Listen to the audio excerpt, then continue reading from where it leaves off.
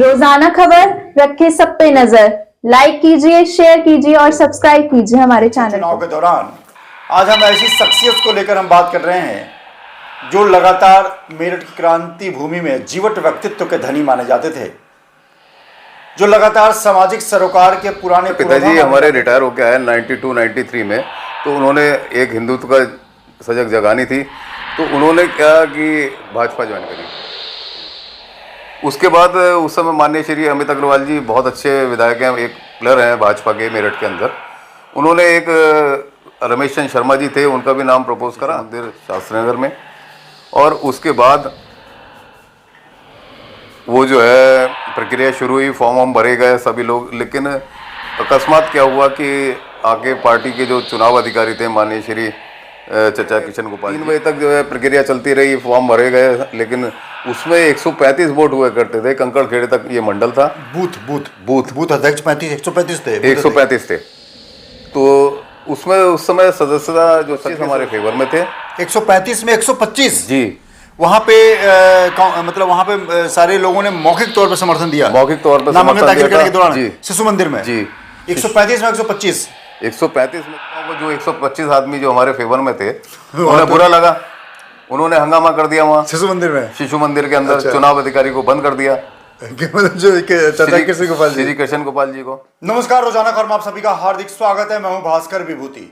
लगातार जिस तरीके से संगठन का चुनाव चल रहा है, भारतीय जनता पार्टी का चुनाव प्रक्रिया, नामांकन प्रक्रिया और हंगामा। जागृति बिहार में कल नामांकन दाखिल करने के दौरान हंगामा भी हुआ।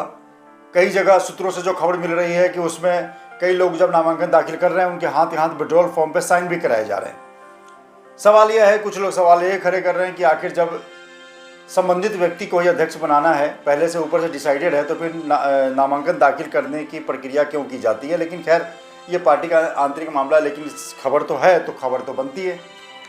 आज हम ऐसे एक मंडल अध्यक्ष चुनाव के दौरान आज हम ऐसी शख्सियत को लेकर हम बात कर रहे हैं जो लगातार मेरठ की क्रांति भूमि में जीवट व्यक्तित्व के धनी माने जाते थे, जो लगातार सामाजिक सरोकार के पुराने पुरोधा माने जाते थे, वरिष्ठ नागरिक मिलन समिति के संस्थापक, और जाते जाते सशरीर अपने जीवन को तो समाज के लिए लगाया, लेकिन जाते जाते भी उन्होंने अपने शरीर को मेडिकल कॉलेज में मेडिकल डॉक्टरों की पढ़ाई के लिए दान करके चले गए। उन्हीं की राह पर उनकी पत्नी भी चली, मीना रस्तोगी, और वो भी दान करके चली गई। सवाल यह है कि हम जिस जीवित व्यक्तित्व की बात कर रहे हैं वो मंडल अध्यक्ष चुनाव के इस प्रक्रिया के दौरान सदा याद किए जाते हैं, जिनका नाम है हरि भगवान रस्तोगी। सरकारी सेवानिवृत्त होने के बाद वो पार्टी ज्वाइन किए भाजपा, और भाजपा में 93 का वो समय जो आज भी शास्त्री नगर और मेरठ के लोगों को याद है कि मंडल अध्यक्ष का चुनाव ऐसा कभी नहीं हुआ। एक इतिहास में दर्ज हो चुका है शास्त्री नगर मंडल, जब शास्त्री नगर मंडल में जागृति बिहार ही नहीं बल्कि कंकड़ खेरा 10 किलोमीटर दूर कंकड़ खेरा भी जागृति शास्त्री नगर मंडल में आता था। ऐसे मंडल अध्यक्ष चुनाव में ताल ठोकने वाले हरि भगवान रस्तोगी, जो कभी पीछे नहीं हटे। जब उन्होंने कहा कि मैं जब पार्टी का वफादार कार्यकर्ता हूं तो मैं चुनाव क्यों नहीं लड़ूंगा, संगठन का चुनाव है, अगर आंतरिक माहौल में भी ट्रांसपेरेंसी नहीं रहेगी तो फिर काहे की नेतागिरी। इसी मुद्दे पर, इसी चुनाव के दौरान, मंडल अध्यक्षों के सिलेक्शन के दौरान, चुनाव प्रक्रिया के दौरान हम उस मोमेंट को, उस क्षण को याद करना चाहते हैं, उनके जीवित व्यक्तित्व को याद करना चाहते हैं कि भाजपा में उन्होंने किस तरीके से मंडल अध्यक्ष के चुनाव के लिए पर्चे दाखिल किए, फिर क्या हुआ पूरा मामला। अब तो खैर उस दुनिया में नहीं है, लेकिन उनके पुत्र संजीव रस्तोगी, परवीन मेडिकोज, जो नई सड़क शास्त्री नगर पर ख्याति लब्ध हैं, उन्होंने अपनी आंखों से सारा वाकया देखा हुआ है। तो आज उन्हीं के संस्मरण को जिंदा कर रहे हैं हरि भगवान रस्तोगी के, संजीव रस्तोगी के मुख से। नमस्कार, कैसे हैं आप? नमस्कार विभूति जी, बहुत बढ़िया हूँ मैं। और मैं तो गर्व महसूस करता हूँ कि जो है मैं ऐसे महापुरुष की औलाद हूँ जिन्होंने अपना देहदान भी कर दिया। माता जी भी आपके देहदान मेरे माता जी ने भी, पिताजी ने भी, दोनों ने देहदान करा।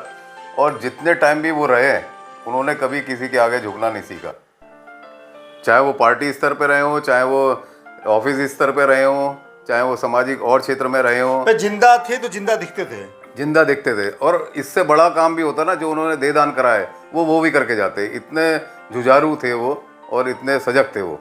बिल्कुल, लगातार आप संजीव रस्तोगी जी, आज मंडल अध्यक्ष का जो चुनाव चल रहा है भारतीय जनता पार्टी में, ये प्रक्रिया हर 3 साल पे भाजपा की तरफ से होता है, लेकिन ये पूरे मंडल अध्यक्ष चुनाव प्रक्रिया में कल जागृति बिहार में कुछ हंगामा देखने को मिला। तमाम जगह कुछ ना कुछ वाद विवाद चलते हैं, जब राजनीति है चलेगी।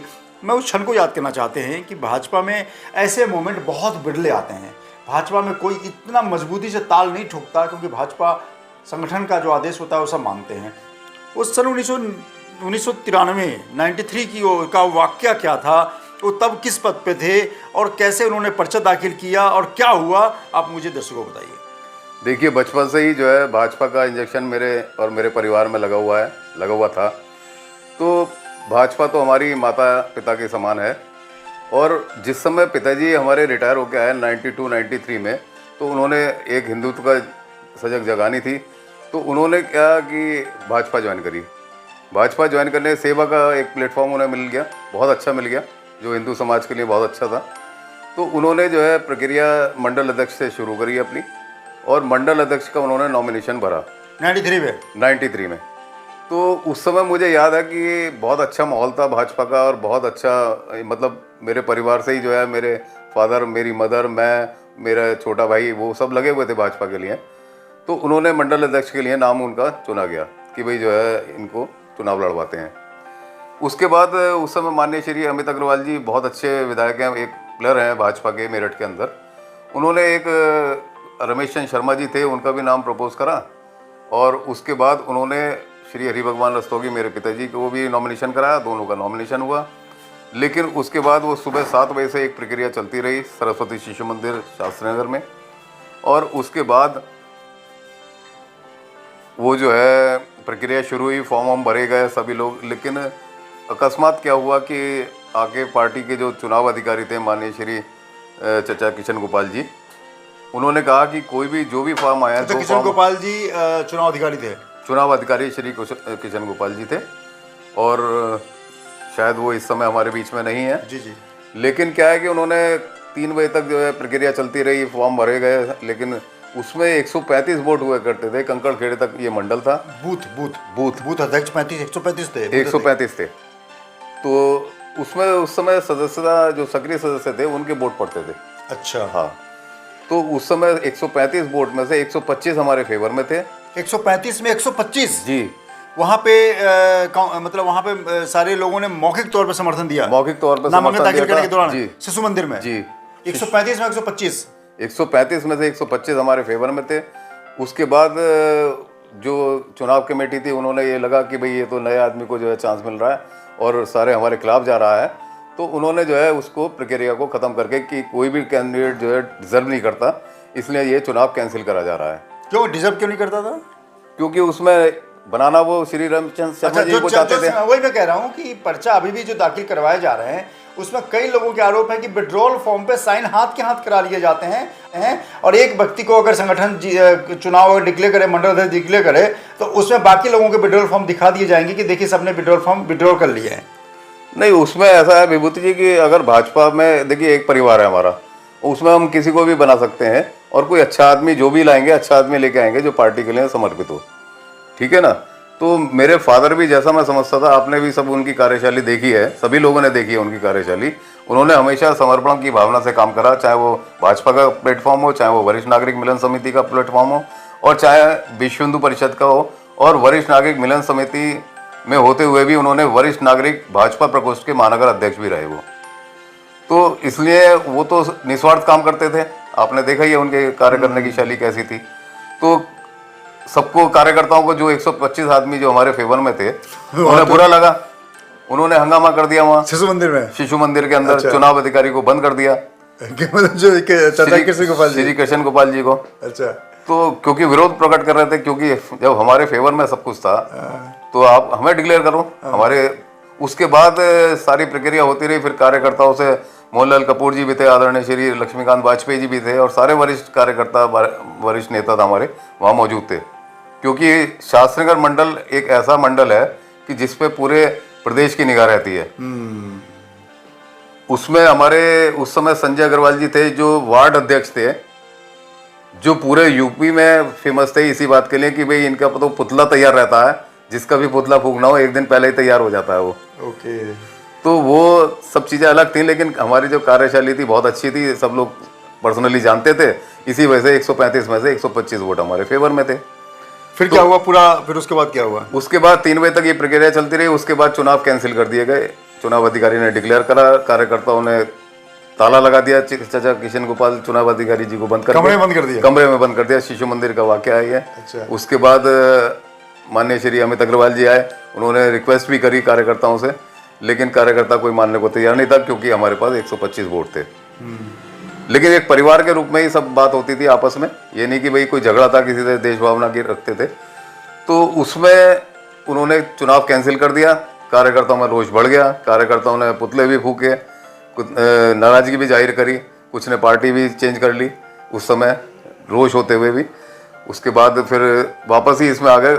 लेकिन उस समय शास्त्री मंडल एक भाजपा का जो मंडल था, वो पिलर था यूपी का। कंकर खेड़ा तक अगर सोचिए कि शास्त्री नगर से करीब करीब 10 किलोमीटर कंकर खेड़ा है, और वो भी मंडल यहाँ भी था, और जागृति बिहार पूरा था सारा, मतलब एक तरह से पूरा एक शहर, पूरा एक मेरठ का आधा पार्ट तो यही था, आधा शहर मतलब लगभग शास्त्री और यहाँ का मंडल अध्यक्ष बनने का मतलब है कि एक तरह से विधायक बनना। जी जी जी, बिल्कुल सही कह रहे हैं आप विभूति जी।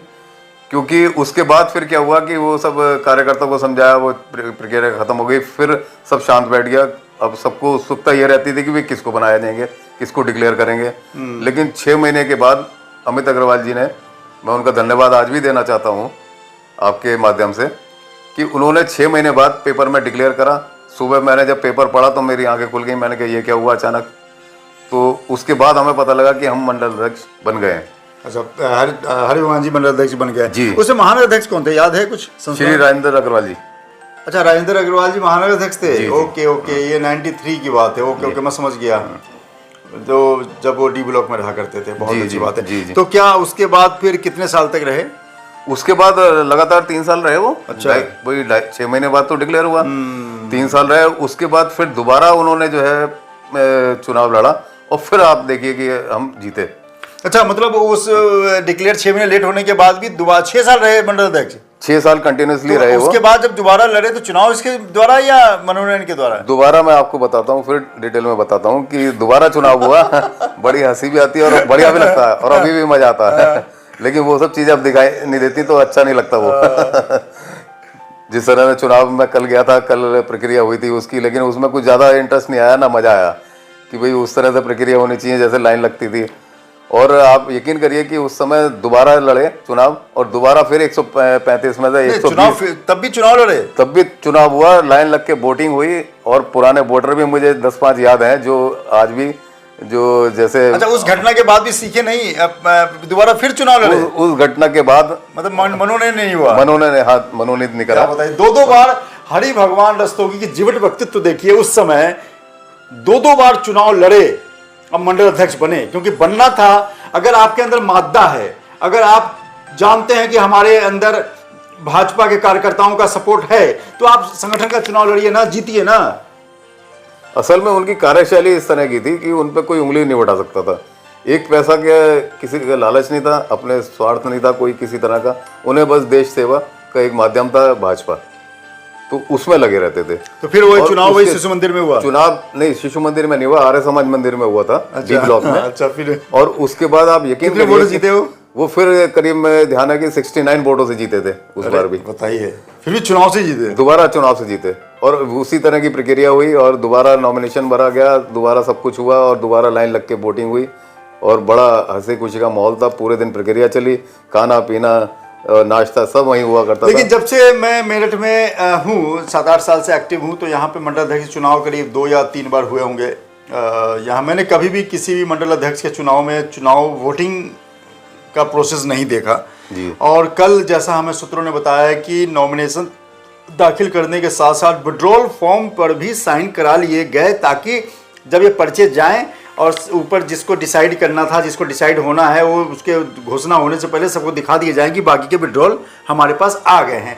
तो ऐसे में मेरा मानना है, देखिए पर्सनली, कि चुनाव के ताम झाम से बचना चाहिए। अगर आपने डिसाइड कर लिया है कि इसी को बनाना है तो फिर बाकी कार्यकर्ताओं के वो से नामांकन दाखिल करवा के फिर वापस करवाना, विड्रॉल पर साइन करवा लेना, ये सब एक मनोस्थिति को मतलब कम करता है, एक जो जुझारूपन कम करता है। आप कह दीजिए उन कार्यकर्ताओं को कि भैया इनको उसमें फिर इंटरेस्ट नहीं रहता, इंटरेस्ट नहीं रहता कार्यकर्ता का। मैंने महसूस किया है जब पहले ही वहाँ प्रक्रिया चल रही थी, कल मैं गया था वहाँ, सबसे विड्रॉल फॉर्म पे साइन करा रहे थे, कुछ पता लगा कि वो विड्रॉल साइन कराना है फॉर्म पे, तो कुछ लोगों ने नहीं करा, कुछ लोगों ने करा, लेकिन थोड़ा सा अच्छा नहीं लग रहा था क्योंकि एक ही परिवार के लोग, जागतिवार में हंगामा हो गया कि वो पुराने सूची आ गई जी, सारे परिवार के लोग हैं, आपस में बैठ के तय कर लें, और कोई भी जो भी पार्टी नाम देगी वो अच्छा नाम ही देगी। फिर ये क्यों कहना कि भैया जब आप विड्रॉल फॉर्म पे अभी साइन नहीं कर रहे हैं तो आगे आप संगठन की बात कैसे मानेंगे, तो आप चुनाव करवा ही क्यों रहे हैं? ये तो खैर पार्टी का आंतरिक मामला, लेकिन जब पार्टी है तो खबर है, और खबर है तो मीडिया में खबर आएगी। आज भी खबर छपी है जागृति बिहार को लेकर। सवाल ये है कि हरि भगवान रस्तोगी अब कितने बचे हैं भाजपा में, या कितने मेरठ में थे जो मंडल अध्यक्ष चुनाव वोटिंग से जीते हैं? आपको ध्यान है कि आप उस समय कोई जीते हों और भी जगह वोटिंग हुई हो? उस समय ऐसा मुझे कोई ध्यान नहीं आ रहा, सब इन्हीं की चर्चा है। और आज अभी जितने साल शास्त्री की चर्चा उत्तर आप प्रदेश में इतने होती थी। लंबे समय से हैं शास्त्री नगर में कभी वोटिंग के बाद चुनाव हुआ, मंडल अध्यक्ष बने? उसके बाद मैंने कभी नहीं देखा। उसके बाद 33-34 साल हो गए, उसके बाद कोई भी वोटिंग से या चुनाव के पर्ची डाल के वोट डाल के चुनाव मंडल अध्यक्ष नहीं बना।